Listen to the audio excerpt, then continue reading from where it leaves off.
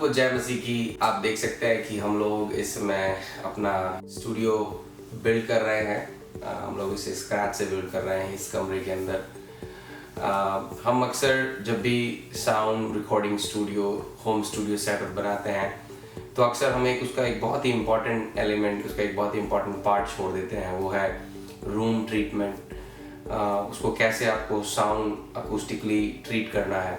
उसका कारण ये है क्योंकि जब आप रिकॉर्डिंग करते हैं तो जो साउंड है आपके रूम में ट्रैवल करता है, वो रिफ्लेक्ट करता है, बाउंस करता है और आपको गलत रीडिंग देता है। इसकी वजह से आपके जो मिक्सेस होते हैं वो ठीक नहीं आते हैं। उसको ठीक करने के लिए आपको अपने रूम को अकूस्टिकली ट्रीट करना पड़ता है। सो वही चीज़ हम यहाँ पर करने जा रहे हैं और इसके लिए हम ये वीडियो बना रहे हैं ताकि हो सकता है आप में से कोई इसी तरह की प्रॉब्लम से होकर गुजर रहा हो अपने रूम स्टूडियो या अपने होम स्टूडियो के अंदर, आप इससे कुछ बेनिफिट ले सके। अभी जब हम ये वीडियो कर रहे हैं आप देख सकते हैं मेरे आसपास कोई भी अकूस्टिक पैनल नहीं है और आप सुन भी सकते हैं कि ये कितना रिफ्लेक्शन इसमें आ रहा है, इसमें कितना एको और रिवर्ब ऑलरेडी है। मैं भी क्लैप करूंगा, आप उसको सुन पाएंगे। आपने सुना कि कितनी रिवर्ब है, कितना एको और रिफ्लेक्शन इस रूम के अंदर है। जब इसके अंदर हम लोग अकूस्टिक पैनल लगा देंगे उसके बाद ये बिल्कुल ही अलग साउंड करने लगेगा। आप देखना चाहते हैं कैसे साउंड करेगा? अकूस्टिक पैनल लगाने के बाद ये ऐसे साउंड करेगा।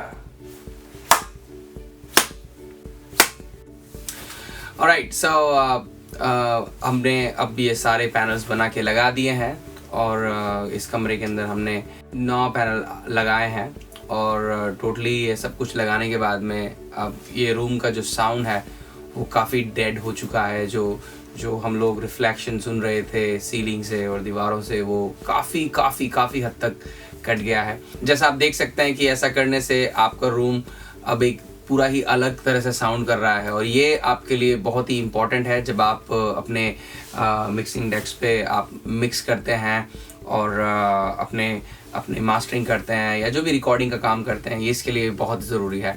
आप देख सकते हैं कि ये सारे पैनल हमने दीवारों पे लगाए हैं और साथ ही साथ एक क्लाउड जो हमने ऊपर सीलिंग पे इसे लगा रखा है।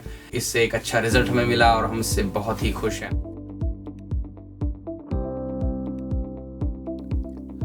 इन अकूस्टिक पैनल्स को बनाने के लिए सबसे पहले चीज़ आपको चाहिए लकड़ी, वुड। ये लकड़ी आप अपने लोकल वुड स्टोर से जाकर ख़रीद सकते हैं। दूसरी चीज़ आपको चाहिए इस लकड़ी को जोड़ने के लिए स्क्रूज़। स्क्रू के अलावा आप ग्लू का, फेविकॉल का भी इस्तेमाल कर सकते हैं, लेकिन मैं सजेस्ट करूँगा आपको कि आप स्क्रू लगाएं ताकि स्क्रू से वो मज़बूती से जुड़ा रहे। तीसरी चीज़, उन स्क्रूज़ को लगाने के लिए आपको ड्रिल की ज़रूरत पड़ेगी। आप कॉर्डलेस ड्रिल या वायर ड्रिल, कोई फ़र्क नहीं पड़ता, दोनों में से कोई भी ड्रिल यूज़ कर सकते हैं। अगर ड्रिल नहीं है तो आप जो फिलिप्स स्क्रू है, स्क्रू ड्राइवर है, आप उसका भी इस्तेमाल कर सकते हैं। चौथी चीज़ जो आपको चाहिए वो है फैब्रिक यानी कपड़ा। आप किस तरह का कपड़ा लगाना चाहते हैं ये टोटली आपके ऊपर डिपेंड करता है। आप अपने सहूलियत के हिसाब से, अपने बजट के हिसाब से वो भी ख़रीद सकते हैं। पांचवी और जो सबसे इम्पॉर्टेंट चीज़ मैं कहूँगा इस पूरे बिल्ड में आपको चाहिए हो कि वो है इंसुलेशन। आप रॉकवूल का इस्तेमाल कर सकते हैं। अलग अलग तरह के इंसुलेशन प्रोडक्ट मार्केट में उपलब्ध हैं। छठी चीज़, जब आप इंसुलेशन फिट करेंगे और उसको जब पैक करेंगे, उसको पैक करने के लिए आपको एक स्टेपल गन की ज़रूरत पड़ेगी। जब ये सब कुछ बन के तैयार हो जाएगा तो इसे दीवार पे लगाने के लिए आपको एल ब्रैकेट्स की ज़रूरत पड़ेगी। एटलीस्ट हमने एल ब्रैकेट का इस्तेमाल किया है, लेकिन अगर आप नहीं करना चाहते, किसी और तरीके से अगर आप इसे दीवार पे लगाना चाहते हैं तो आप वो भी ट्राई कर सकते हैं। तो आइए अब आगे देखते हैं कि हमने इसे बनाया कैसे।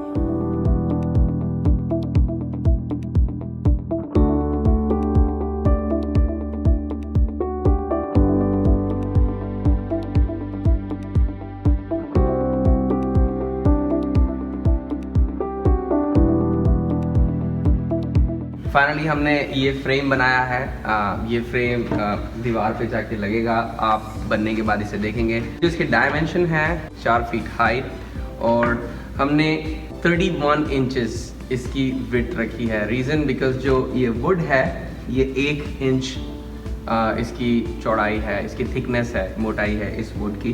तो 1 इंच दोनों तरफ जाने के बाद में अंदर हमें 29 इंचेस की जगह मिलती है।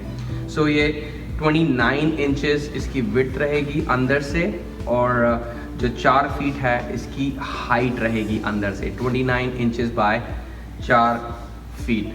मैं आपको बताता हूँ ये हमने क्यों किया, लेकिन उससे पहले बताना चाहता हूँ इसको हमने जॉइंट कैसे किया है। सिंपल, हमने ये डायमेंशन काटे लकड़ी के और हमने चारों तरफ हमने इसको इस तरह से ड्रिल करके यहाँ पर 2 स्क्रू लगा दिए हैं। That's all, that gives you a nice study frame.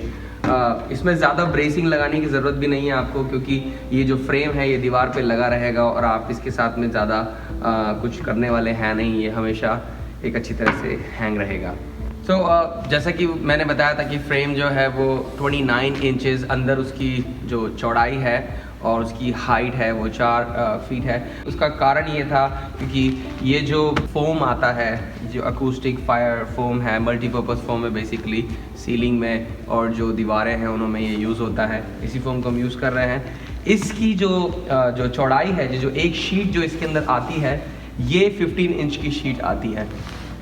तो हम जो पैनल है उसके अंदर 15 इंच की 2 शीट लगाएंगे, दैट मेक्स 30 इंचेस इनसाइड। लेकिन हमने याद है उसके अंदर की चौड़ाई 29 इंचेस रखी है, वो इसलिए ताकि वो थोड़ा सा अंदर अच्छे से टाइट फिट हो जाए। हाइट उसकी वही सेम है, और ये जब हम उसके अंदर लगाएंगे तो ये एग्जैक्टली फिट बैठेगा। इस बैग के अंदर 10 शीट्स आती हैं। एक बैग से 29 इंचेस बाय 4 फीट के 5 पैनल एक बैग में से आप आराम से बना सकते हैं। और उसके बाद कपड़ा लगाना है, वो हम आगे देखते हैं कैसे लगाते हैं। शुरुआत हम पीछे की तरफ से करेंगे। फ्रेम पे हम सबसे पहले पीछे की तरफ का कपड़ा लगाएंगे। हमने अपने पैनल्स के ऊपर पीछे की तरफ ब्लैक कपड़ा लगाया है। ये बेसिकली उस पूरे पैनल को, उसकी जो फोम है उसको संभाले रहेगा। ये लगाने के बाद में आप फोम लीजिए, फोम को अंदर फिक्स कर दीजिए। वो एग्जैक्ट फिक्स होंगे क्योंकि साइज़ की वजह से। और उसके बाद ऊपर का या सामने का जो कपड़ा है आप उसे फिक्स कर दीजिए।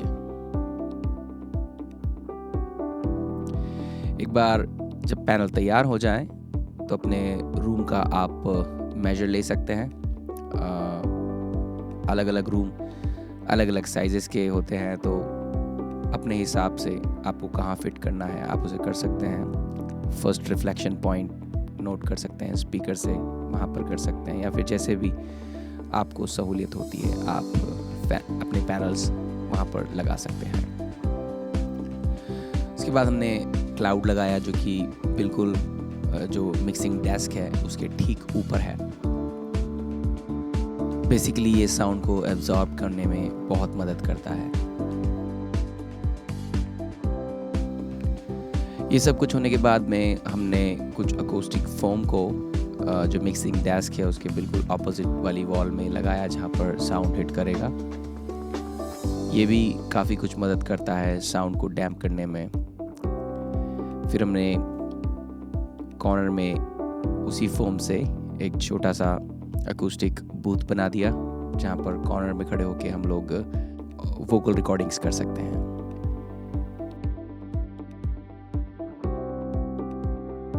ऑलराइट दोस्तों, सो आपने देखा कि हमने इसे कैसे बनाया और इसका क्या प्रोसेस रहा।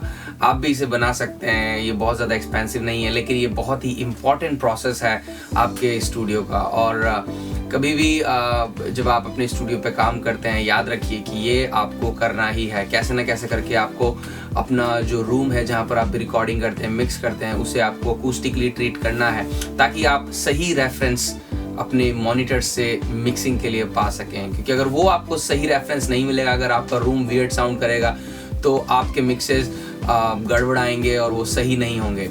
इसलिए ये आपके लिए बहुत ज़रूरी है। आई होप कि ये वीडियो आपके लिए कुछ ना कुछ फ़ायदेमंद रहा होगा, कहीं ना कहीं आपके लिए हेल्पफुल रहा होगा।